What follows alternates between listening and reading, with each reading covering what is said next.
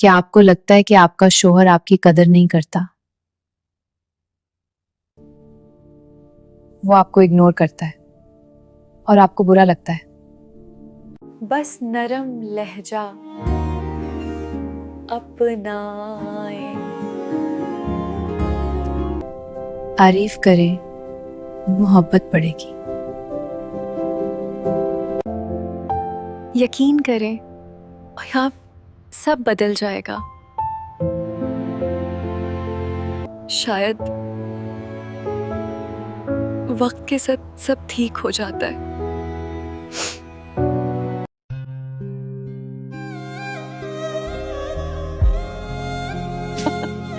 पहले मुझे लगा कम है, लेकिन फिर समझ आया मोहब्बत सब। रिश्ता निभाने का नाम है फॉलो करें।